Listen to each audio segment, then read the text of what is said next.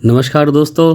आज के radio literature podcast में आपके लिए लेकर आया हूँ एक बहुत ही शानदार व्यंग।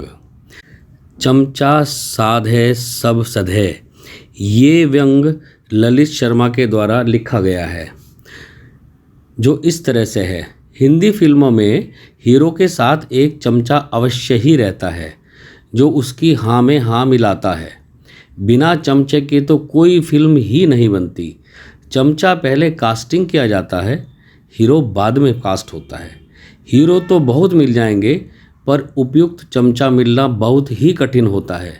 चमचा ऐसा होना चाहिए कि जिसे हीरोइन भी पसंद करे, क्योंकि हीरो और हीरोइन के बीच चमचे को सेतु का काम करना पड़ता है। इसलिए हीरो हीरोइन दोनों की रजामंदी होना बहुत ज़रूरी है। डायरेक्टर, प्रोड्यूसर से लेकर पूरी यूनिट में सभी के पास एक एक चमचा होता है, क्योंकि बिना चमचे किसी का काम नहीं चलता। चमचा छोटा हो या बड़ा, लेकिन चमचागिरी के गुणों से ओतप्रोत होना चाहिए। कमर तक झुककर कॉर्निश करने वाले एवं दंडवत लेटने वाले चमचे ज़्यादा पसंद किए जाते हैं। इस विशेष योग्यता का होना निहायत ही जरूरी होता है, तभी चमचा अपने मालिक के हृदय में स्थान पाता है। कभी कभी सोचना पड़ता है कि दिनचर्या में यह चमचा कहाँ से घुस गया, जिसके बिना काम चलता ही नहीं है। भारतीय संस्कृति में भोजन बिना चमचे के ही किया जाता था। हाथ से खाने में थाली से भोजन सीधा मुंह में जाता है। अगर अंधेरा भी हो जाए तो आंख मूंद कर भी खाएं तो हाथ सीधा मुंह में ही जाता है, जो कि चमचे से संभव नहीं है। चमचा इतनी सहजता से हमारे जीवन में प्रवेश कर गया कि पता ही नहीं चला, और पूरा राजकाज अपने हाथों में ले लिया। बिना चमचे के तो दिनचर्या चलाना क्या, कुछ भी सोचना मुश्किल है। अत्र तत्र सर्वत्र चमचा ही चमचा। रसोई से लेकर सत्ता के मठ मंदिरों तक चमचे का ही राज चलता है। यथेष्ट तक पहुंचने के लिए पहले चमचे को साधना पड़ता है, तभी कार्य संभव हो पाता है। अंग्रेज जब भारत में आए तो अपने साथ चमचा लेकर आए। उन्हें हाथ से खाना नहीं आता था। अंग्रेजों ने चमचे के दम पर 200 साल तक राज किया। जमकर चमचों का इस्तेमाल किया। उन्होंने बड़े बड़े खिताबों से नवाजा गया। चमचों को लोहे से लेकर सोने चांदी के हीरे जड़े चमचे तैयार किए गए। साम दाम दंड भेद प्रक्रिया को अपनाया गया। अंग्रेजों ने चमचों के साथ छुरी कांटे का भी जमकर इस्तेमाल किया और सोने की चिड़िया को खोखला कर दिया। इस दुष्कृत्य में चमचों ने महत्वपूर्ण भूमिका निभाई। अंग्रेज चले गए, लेकिन चमचा छोड़ गए। चमचा संस्कृति आज़ाद भारत की उर्वरा भूमि में बड़ी तीव्रता से पुष्पित पल्लवित हुई। चमचों ने मालिक बदल दिए।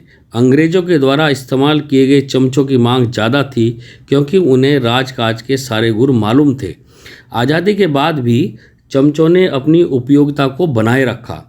चमचे सर्वव्यापक हैं और सर्वव्याप्त हैं। आप सत्ता के गलियारों में कहीं भी जाएं, हर चमचे हर जगह तैनात ही मिलेंगे। अगर आपको कोई सही काम भी करवाना है तो चमचों से संपर्क साधना ही पड़ेगा। कभी भी आपने बिना चमचे की स्वीकृति से काम कराने की कोशिश की तो वे आपका बना बनाया रायता फैला देंगे। कोई काम नहीं हो पाएगा। इसलिए पहले चमचे को साधना जरूरी है। बुद्धिमान व्यक्ति वही है जो चमचों को साधने का कार्य सबसे पहले करता है, सीधा चमचे को ही साधता है। चमचा साधे सब सधे, यह मंत्र याद रखना जरूरी है। जो इस मंत्र को नित्य जाप करता है वह संसार में कभी कष्ट नहीं पाता। तीनों भुवनों के आनंद को प्राप्त करता है। तीनों लोकों में कीर्ति पताका फहराता है।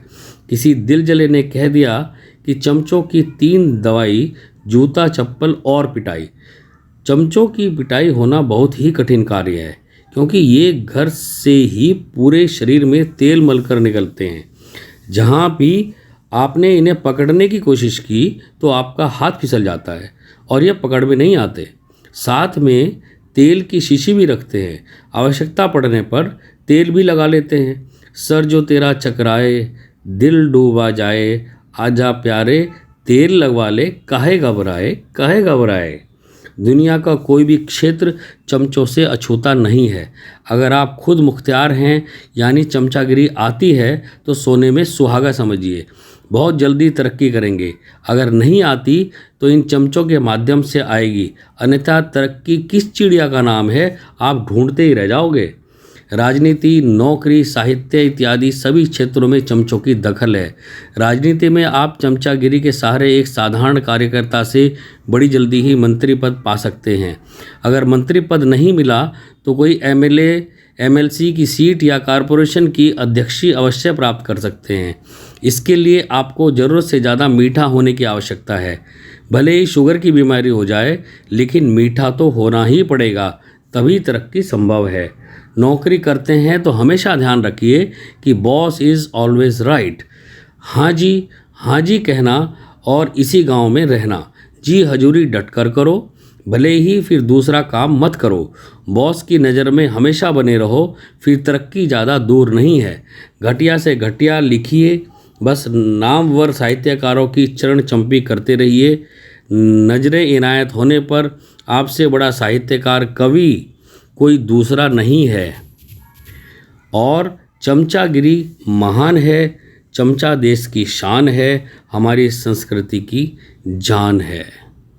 दोस्तों, अगर आपको ये पॉडकास्ट और ये चैनल अच्छा लग रहा है और आप चाहते हैं कि आपके मित्र भी इसे सुने, तो कृपया इसे शेयर करें, अधिक से अधिक लाइक करें और चैनल को सब्सक्राइब करें।